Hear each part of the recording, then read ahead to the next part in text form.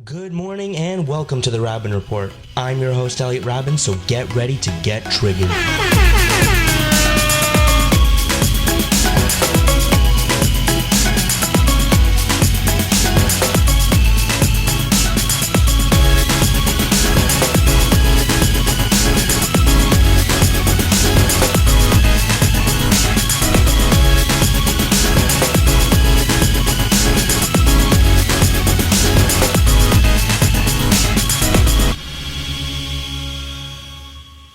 Hello and welcome to Season 3 of the Raben Report. I'm your host, Elliot Raben, and with me for the first time this season is my expert panel, Marshall, Adam, and Daniel. How are you guys? We're doing Great. very well. Great. Awesome. Yeah, I'm a little just dealing with technical difficulty. I don't know what happened. Tested it last night, but anyway. First episode of the season, Yeah. Always kinks. So it is Wednesday, October 18th. This is our official new time slot for the show this season, at least. And so we hope that it works just as well for everyone tuning in. Back in August, we had our summer special, and I think it went really well. What do you think, guys? I love that. That was so much fun. It was a great time. Yeah. It honestly, I think it went really well. Had a lot of viewers, had a lot of comments and a lot of opinions, and that's what really matters at the end of the day, right? So before it did take a lot of time for us to plan the show. I just want to let people know, but it was a lot of fun, and there will be a lot more specials throughout the series, throughout the Raben Report. So before we get to our 5-minute recap of the week, I know that our fans are dying to hear about your lives, guys. How have the past 2 months been? What have you guys been up to? They've been great. I sort of hit the ground running with the RSU and jumped right into Frosh. Frosh this year was unique, and I will let people interpret that for how they choose, but it was a good experience for me to learn how events work and how to run events and what goes on behind the scenes, and just, general RSU meetings and, back in school, and not much else was happening other than that. Well, unfortunately, my headset's not working, so I'm just going to go ahead and take that right off. But last 2 months have been a lot of school, a lot of having fun. Midterms right now, they're killing me, but almost done. We'll get through it. We'll survive. I believe in you, Marshall. Yeah. And Daniel? Yeah, it's literally just been school starting to pick up right now. Like, once that first month is like school mode isn't on right now and stuff. Like, when you stop thinking about that because you're thinking about like extracurricular activities and like doing stuff with your school and like. But yeah, the reading week, that's what hit me hard. I'm like, oh, like now we have to start doing some readings. Now we got to start paying attention in class and stuff. But yeah, it's certainly been a lot more fun, like learning like more specific courses and stuff like that. So yeah, I just can't wait for the year and for more episodes of the Raben Report. Hey. Nice. Yeah. So let's get on with the show then. I'm honestly just so dazed. I missed half my class this morning. Alarms didn't go off. But anyway, we'll get the show into a positive atmosphere. Now, as per Spirit Live rules and regulations, I must let everyone know that all opinions expressed on the show are not those of Ryerson faculty and are only those of the individual commentator. So everything you hear is only by myself, Marshall, Adam, and Daniel. And let's start with the recap of the week, guys. Right? The first, we'll start with Jagmeet Singh. He won the NDP leadership race, and I know Adam is very happy about that. Yeah, I am an NDP member. I was on their email list for years now, and then when the elections for the leadership this year started rolling, I joined. I got a membership to the party. It was interesting for me to be part of the whole campaign and to actually cast a vote, which is really cool. And I honestly feel like if anything I can participate and vote in, I will do, because it's a lot of fun to vote. I supported Jagmeet Singh. I didn't support him from the get-go. I supported Charlie Angus because I thought he would be good for the party. But then I started to read more into Jagmeet Singh, and I started to read more into his time as a deputy leader of the Ontario Party, and I'm very much interested in the auto insurance sector of provincial politics, and he was very pro. He was very anti-insurance lobby, which was very important to me because my mom works against the anti-insurance lobby, and I believe that there should be more for accident victims. And then I started to read more into Jagmeet Singh, and he was cool, honestly. Like, he's a really, really cool guy. He's very good looking. He has a lot of charisma. He's got this, young side to him, which I can very much relate to. He's got the whole immigrant come up story. And for me, what turned me over to him was his very sort of neutral stance on the whole Israel-Palestine issue and his comprehensive reform, one, to support electoral reform, and two, to reform the Ontario pension, federal pension, sorry. And I think that he understands that Canada is an aging population, and the reforms that he proposes to the pension plans are very smart, and he's green, and he's looking beyond Stephen Harper's emission projections, and yeah, I just supported him, and he won with 53.8% in the first round, which was really impressive. So for me, the NDP leadership race was almost as exciting as the Conservative leadership race for me. I paid very close attention to it right from the get-go. And, now I'm not an NDP voter, and I would never vote NDP. At least I couldn't conceive Orange of it scum. at the time, at the moment. And, from the beginning, I liked Jagmeet Singh the best. I later came to favor Charlie Angus and Guy Caron a bit more. Guy Caron for economic reasons, and Charlie Angus for social reasons, but in the end, it didn't really matter too terribly much who I liked, because I wasn't going to vote. Now, Jagmeet, I do disagree with him on basically everything. I do like that he has come out in support of free speech, which is very important to me. And one area where I often disagree with the Conservatives on is the environment. I'm a big environment guy, and I like the environment stuff, but I can see him having a much better chance than any of the other candidates, especially Nikki Ashton, who I didn't even mention prior because I just thought she was so despicable. Basically ran as a communist, and almost scared me, that woman. Nasty woman. And Bad hombre. Jagmeet winning, I think it was probably the best option for the party. The best option for the Conservatives, possibly, because I think he's really trying to out Trudeau, in the sense that it might split the leftist or left of center vote a bit, and I'd say that's nice for the Conservatives. But in the end, it's really not too consequential for me, at least at this point in time, right now, at least.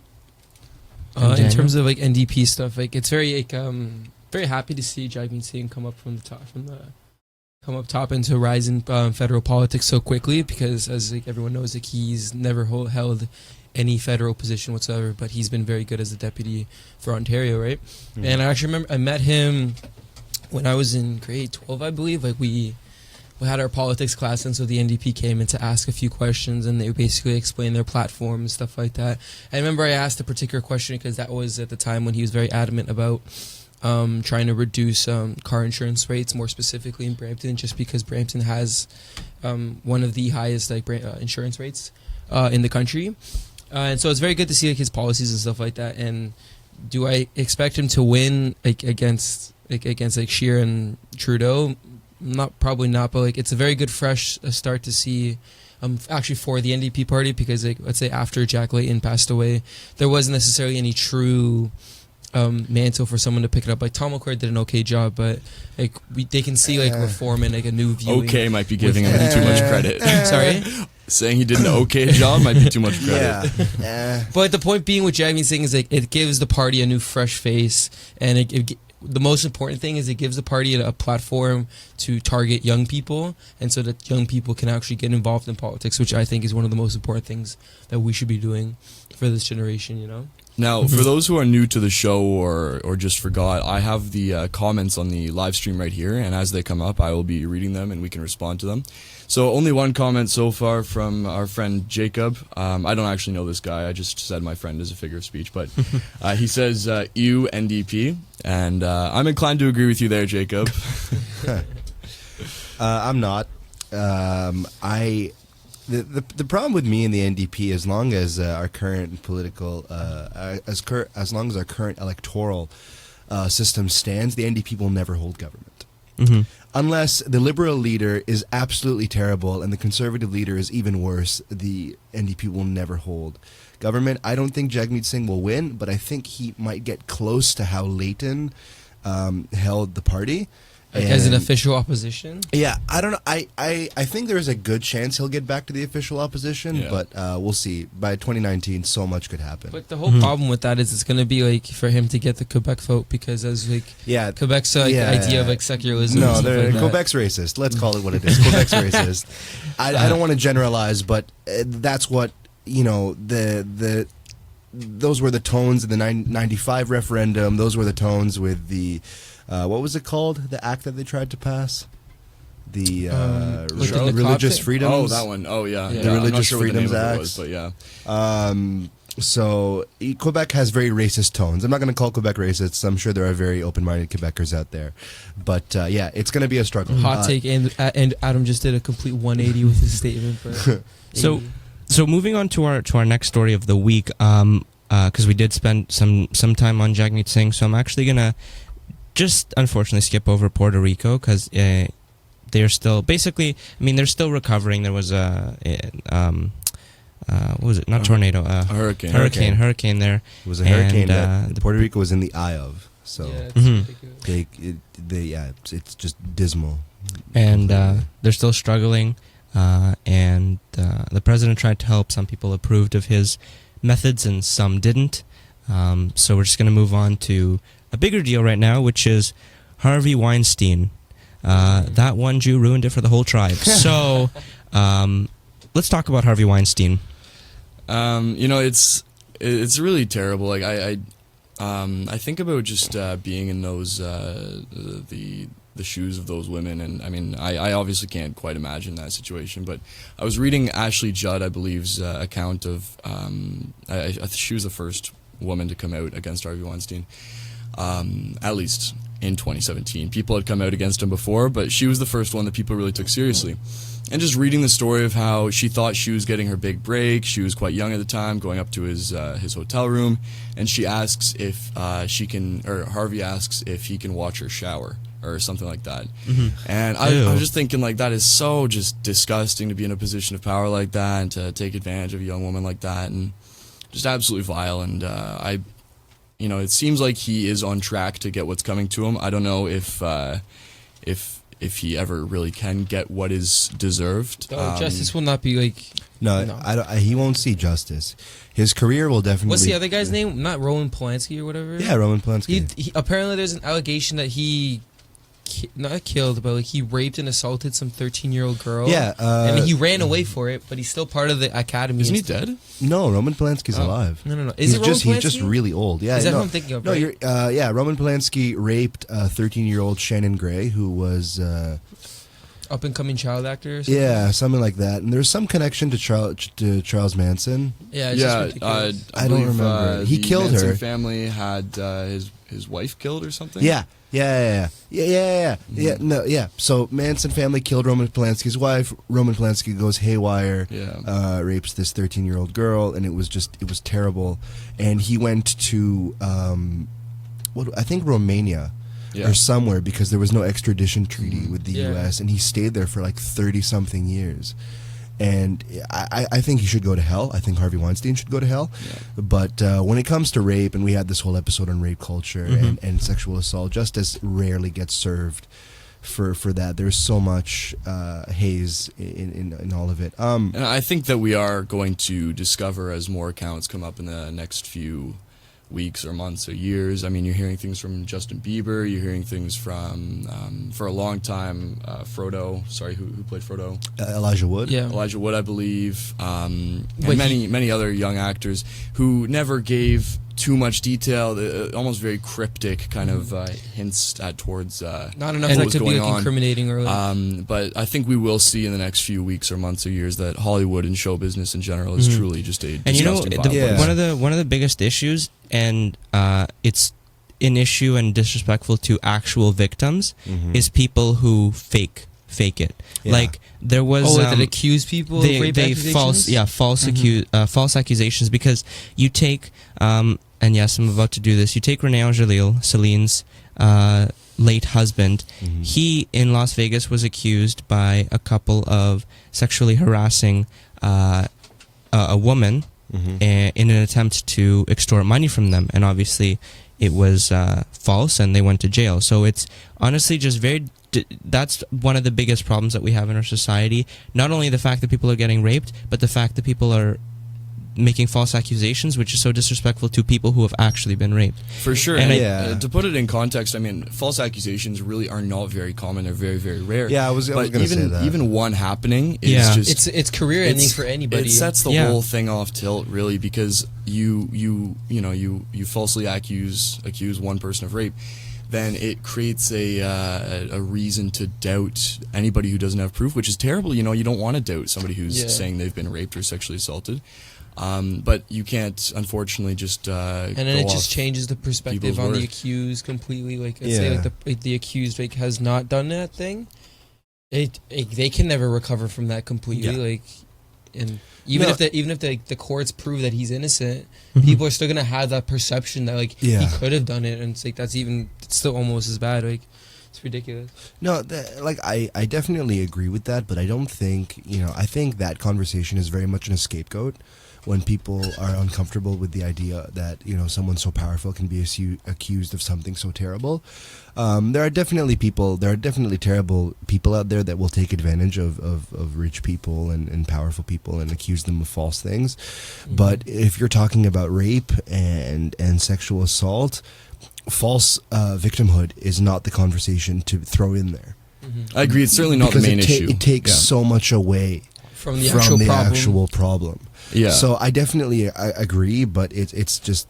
I would never say it's not a conversation worth having, but it's certainly... It's definitely a conversation worth having on its own. Yeah, I agree. I don't think that those are two things that need to be mixed. Yeah.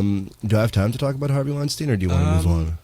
Yeah, just quick things. I read Cara Delevingne's account of Harvey Weinstein. I have a huge crush on Cara Delevingne, but whatever. I used to didn't think she was cute, but when she actually she had an interview with Hot Ones where it was Hot Ones where she's eating chicken wings, and you actually got to know the personality and stuff. She's pretty cool. Yeah, no, that's she's really cool to me, and she posted this whole thing on Instagram, and it just it felt so real for me reading it. Like, she was talking about how she was going to go talk to Harvey Weinstein because he had offered her a role, and then as she's walking into his hotel room, Harvey Weinstein's assistant was like, "Don't be alone with him." Oh, wow. And for me, that just sounds so disgusting that his assistant had to sit there and just take that and know what's happening, slimy he is, and just warn Cara to be like, "Hey, don't be alone with him." And I was reading. Who was it? Who's that girl that plays Grace in Will and Grace? Couldn't tell you. No, I don't know. I don't know. She's Deborah Messing. Yeah, Deborah Messing. Thank you. Yeah. So Deborah Messing posted this whole thing on Twitter, and she was like, "This is the beginning of the end of the Hollywood slime." And she was talking about how we've known this for years, how power hungry. It really is the beginning and the end. So it's we know how power hungry Hollywood can be, and this hasn't just come out now. So I hope good things will come from these women's terrible experiences, and I appreciate and respect all the women and men as well, and people in general that have come out and told their stories. I have a lot of a lot of respect for that. And I was actually watching a Lauren Southern video. And she actually mentioned something. Whether it's whatever side of the spectrum, political spectrum you're on, this is very important. I was actually going to use it for my midterm. But people are very impacted by the behaviors of others and what's seen as socially acceptable. So when tons of people in Hollywood know about Harvey's actions because they did, and no one's speaking up, you're not going to feel very much like speaking up yourself, and you certainly won't won't feel safe or secure doing so, and you're going to be thinking there must be a pretty damn good reason that Absolutely. nobody's speaking up.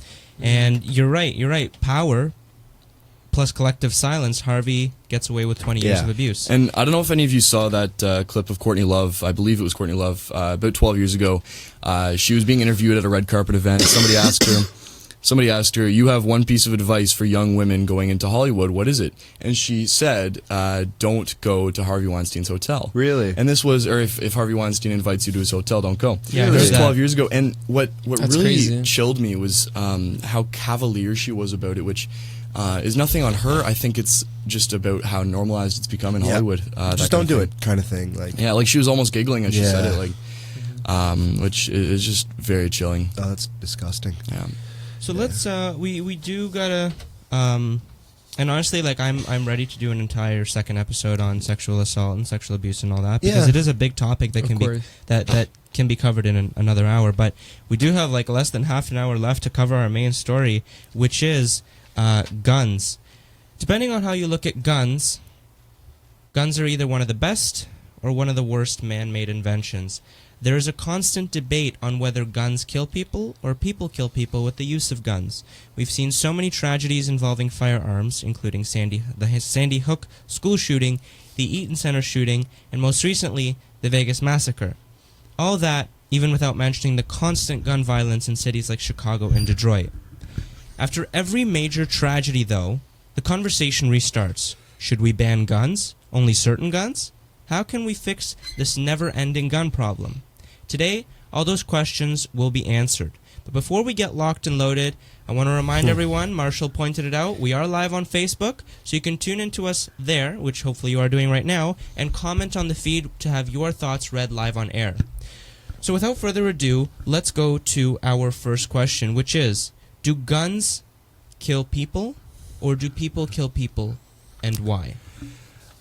Well, I would say certainly that people kill people. It's with various weapons, guns being one of them, are used to take out these tragic events on innocent people. I see this happening with nail bombs, with vehicles, with knives, with all manner of weapons. It's far more common for it to be guns in the States because of the ease of access. And I think that people often look at it the wrong way. There's a number of perspectives to go about it. And now I want to give a little disclaimer. I am not fully like pro-gun per se, and I'm not fully anti-gun control. But I do think that there has to be a less of a knee-jerk reaction that we need to ban guns after every mass shooting, and maybe a closer look in depth at why these shootings are happening in the States, but they don't happen in many Central and Eastern European countries where guns are also just as easy to access. And I mean, certain gun control measures I would imagine would be effective, and certain ones we have seen to be not effective at all. And I think it's a conversation that takes a lot of nuance if you want to get anywhere. And I think, and I don't like to ever be that guy who says both sides are idiots, because I think that's one of the most cowardly things to say in any debate. And yes, as you may know, I don't believe in centrists. It's you can't just, it's not a black and white issue, really, is all it comes down to. So the whole gun control issue in the United States, the whole gun control issue in the United States is what sort of converted me to leftist and liberalism. When I was about 12 years old, I watched Bowling for Columbine in one of my classes, and I have never been so angry in my life. And I know that It's a really good movie. and it's one of the best documentaries I've ever watched. And I know Michael Moore is, you know, the patriarch of liberal trash, and he can be very rash sometimes, and he can be, you know, so many things. But you know, the movies, for those who haven't seen it, the documentary starts off with Michael Moore going into a bank and trying to open a bank account, and if you open a bank account with them, you get a free gun. And he sort of did that as a very sort of cheeky way to highlight how easy it is to access a gun in the United States. And for me, there are three big things, and we'll get to them later. And I don't want to take up too much Does he time. get like a rifle? Isn't that what he Yeah, he gets? gets a rifle. He Yeah. gets a rifle. So I've got three major problems with the gun control issue in the United States. One, you do not need a semi-automatic weapon or fully automatic weapon ever. You don't. Two, the NRA has such a tight hold on the ballsack of Congress that they have so much influence when it comes to gun control, and they divide and hold the Republican side of the aisle hostage with donations to their campaigns when it comes to gun control. And three, it's so ingrained in American culture. My Second Amendment right, my Second Amendment right. And, there are so many guns in America, for Christ's sake. What is it, 8 guns per person? 103 guns per 100 people, I believe is what it is. 8 guns. I don't know where I got that from. But yeah, there are more guns than people in the United States. And when you have that many guns, it's just... I don't even know where to start. If you were to ban weapons, where do they all go? Do you just throw them in a pit? Do you do whatever? So there's so much to deconstruct if you want to have gun reform in the United States. And I think that the most important thing about gun control is you just have to look at the American history, because in comparison to everyone else, if I'm looking at these developed countries that have origins with the British Empire, like Canada, the United States, New Zealand, and Australia, and Britain and Australia have completely banned all their guns and stuff like that. But the argument to suggest that gun control is going to actually stop the problem and reduce mass shootings, yeah, it could for sure. But for people that are going to go insane and try to just kill as many people as they want, but the problem with gun control right now is because it's rooted into the American Constitution, and it's just so difficult to change anything and to make any amendments to the Constitution. And it's just as you said already, it's just ingrained in American culture to keep that stuff. And I think the idea of I understand the idea to have guns in the United States, because before maybe back when the Constitution was being made, but it's not as necessary to hold the gun everywhere now. If I think if America could go for a full-on no gun policy, it just wouldn't work either. Yeah. Because if anything, you're I saw a nice a picture where it was a dirt path, and it shows 2 cars that are driving off the path, and they put that as the off the path. That's symbolized for criminals who are, if a criminal regardless is going to be able to get access to a gun illegally no matter what, but you're just making gun control is just restricting law-abiding citizens that are using their guns responsibly. yeah. So that's the problem right there. How do you punish people who use guns illegally, but not punish people that are using them in an appropriate manner? That's the problem right there. So For sure. Yeah. And Adam did touch on my follow-up question, which was, should all guns be banned or just certain kinds? So you said that automatic weapons should be banned, you said? Yeah. Yeah. I was very much in support of Obama's gun control legislation. That was one of the things that I supported him 100%. The premise of his gun reform was to ban any guns with a greater than 10-round magazine. I feel like that's fair, honestly. People talk about how they need guns to protect their families, their homes, and I fully respect that. There are some messed up neighborhoods in the United States, and if everybody's got a gun, you need one too. I fully understand the reality of that, but you don't need more than 10 rounds. I don't think there's a situation in which you would need a 100-round magazine weapon, but I think that. It's not that out of this world to want to ban semi-automatic weapons. And whenever, liberals like me would come out, I think that it's just impossible to think that they make us sound so stupid. And we're like, oh, so you don't respect the Constitution, you don't respect your Second Amendment right, whatever. I don't know. I'm getting flustered, and I'm like just, I think like our culture and our society changes, right? So like once our society has advanced further in life, like there's comes to a certain point where like we don't need that stuff. Like an example, like back in the day with like in the dark ages and stuff, where like people like would like constantly rape and pillage other people's like existing tribes like in nomadic areas. Like we are an organized society right now. Like yeah, there is some need for some guns for protection and stuff like that, and it's difficult to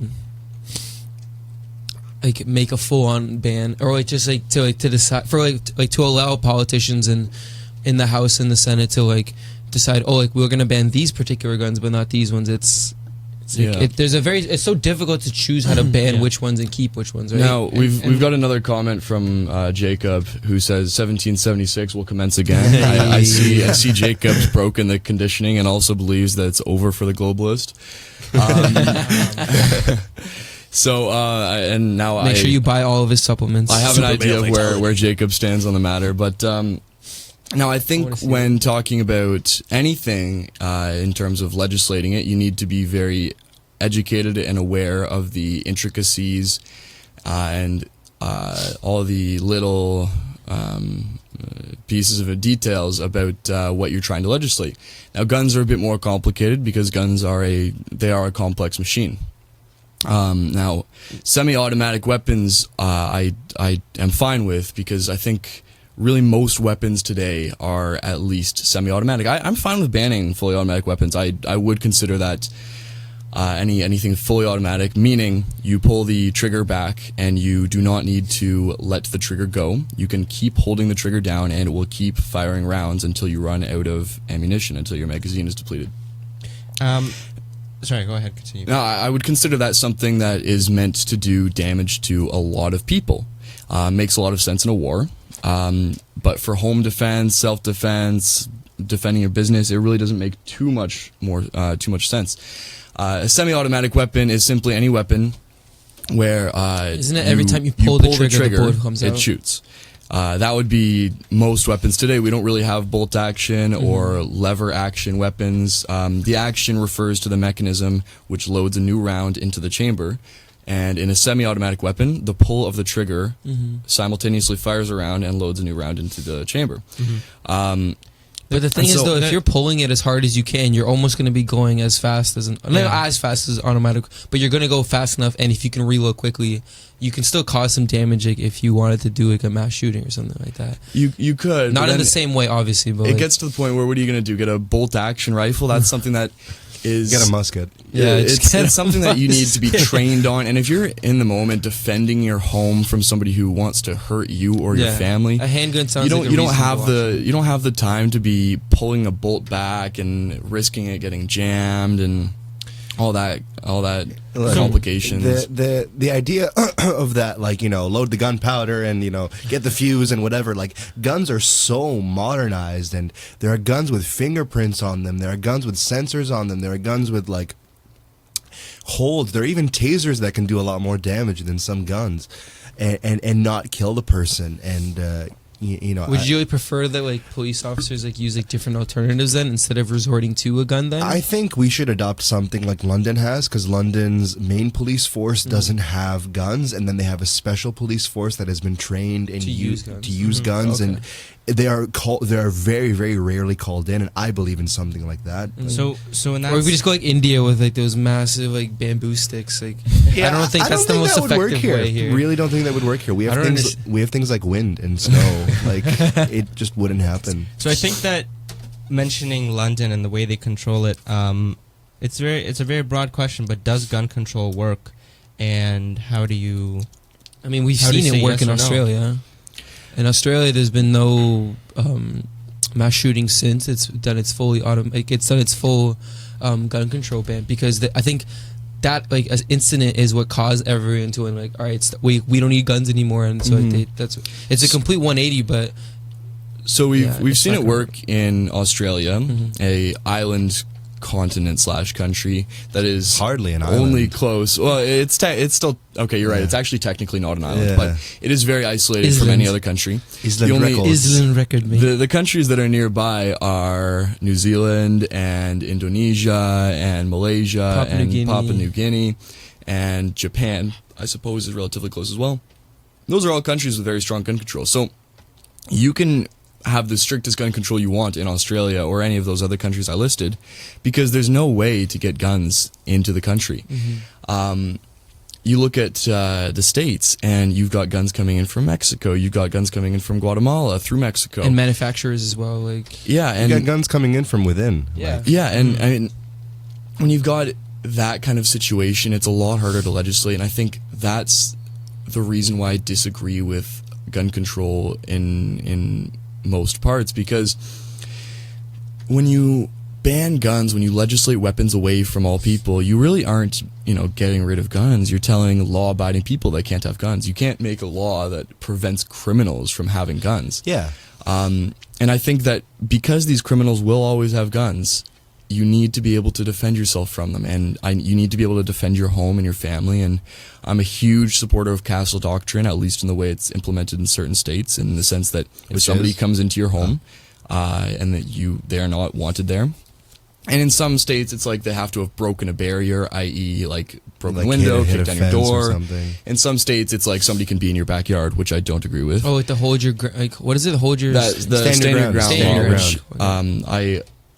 I have mixed feelings on, but I think castle doctrine is fantastic. If somebody comes into my home and I don't want them there, they've broken in, and I don't know what they're going to do. Maybe they're just coming in to ask for some tea, but if they wanted some Ask tea, for they a should have cup of knocked sugar. first.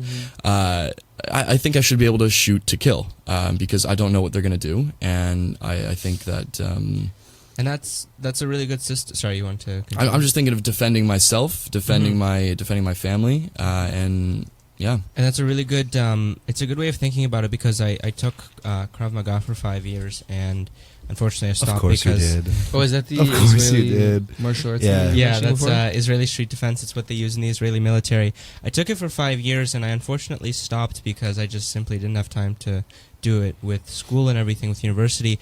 But what my instructor told me is you do the most amount of damage in the least amount of time.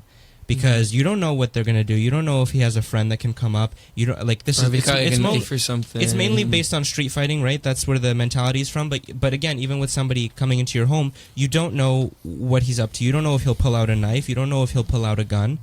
You don't know if he'll pull out a second gun. You don't know if his 20 friends will come at you. You gotta finish him or her really quickly. like in Mortal Right. Kombat. Yeah. Yeah. And you don't want to, you don't want want to take the risk. Yeah, and you don't want to bring a knife to a gunfight Well, either. And, Well, it's like it's either Yeah. you or me, right? Yeah. So like, yeah, and No, I mean, you no. look at things like Kill Krav or be Maga killed. or Yeah. Sistema, which is a Russian martial Yeah, art. I did that too a bit. And those are, of course you did. And those are fantastic systems for Very defending painful, yourself. actually. And as far as I'm aware, I'm not super familiar with Krav Maga, but I have looked into it a bit. There is mechanisms within Krav Maga that for teaching you how to deal with somebody with a gun. Yeah. But that, like, Hit me if up, they're 10 guys. feet away from you, there's not much you can do at that point. Yeah. Generally, also, he said, okay, what my instructor also said is that if you can avoid a fight, do it. Yeah, if of course. he's Yeah. like, if he's 10 feet away. Okay, what he says is if they're going to kill you, they're going to use a sniper from 300 feet away. If they come up to you and point the gun to your head right away, they just want your money or, Yeah. your car keys, whatever. Yeah. Mhm. And the best option is to just give it to them. Of course, yeah, But for sure. if you have to protect somebody, then obviously you have to take action, Mhm. right? Yeah. But yeah, 10 feet away, there's not much you can do Yeah. other than some psychology, Just walk try a and little try and avoid closer, it and as then best get you the can. gun. keep going like this. Exactly. But having your own gun in that case would be much more ideal. Yeah. It's not going to guarantee your survival, but we just got a comment from Logan Knight who says you got to look at the population and the culture within America. Of course, people will need guns to live. That's what I was saying. And I for those who watch the show a lot, you will know that I'm not a big fan of legislation to fix problems. I don't think legislation really, the government kind of sucks at what they do, and they aren't the best at fixing problems. I believe in changing culture, maybe through grassroots movements and things like that. And I think, like what Adam pointed out earlier, where Michael Moore was able to get a gun from the bank because he opened an account. People in the States far too often treat guns as jokes. yeah. And I think when I mentioned the Central and Eastern European countries earlier, that is one of the core differences, is guns are a big deal over there. I mean, you look at a country like Switzerland, every single male over 18 has a gun, but they are very, very, they take them very, very seriously. And that's what's so important. They don't, you know, go out and shout yeehaw and shoot their that's guns up no, in but the that's air. what I imagine. I imagine the, you know, Yosemite Sam and like in Texas, you know, listen here, boom, boom, boom, boom, boom, boom. And then like you look at a country like Israel, when you finish your service in the military, you take home your gun. And they're like Kalashnikovs, like they're you know, they're like some serious guns. But also like what I wanted to touch on as well is you know, when it comes to guns in the United States, you know, if someone breaks into your house, and crime rates in the United States are so much higher, you know, on average than in Canada, and that could be because of many reasons, you know, higher poverty rates, more people in general. But you know, if somebody breaks into your house, there's so much adrenaline in the situation. You're not going to be like, okay, let me bust out my Krav Maga and, you know, take down this person.